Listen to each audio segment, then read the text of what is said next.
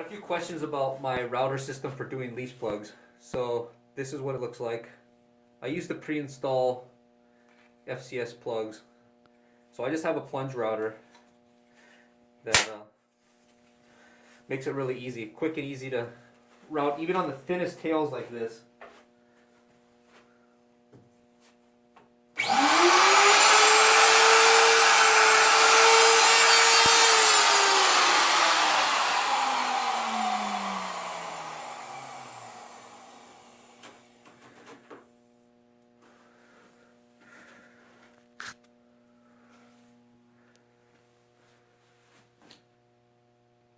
It makes the most perfect flush installs, even on tails this thin, without going through.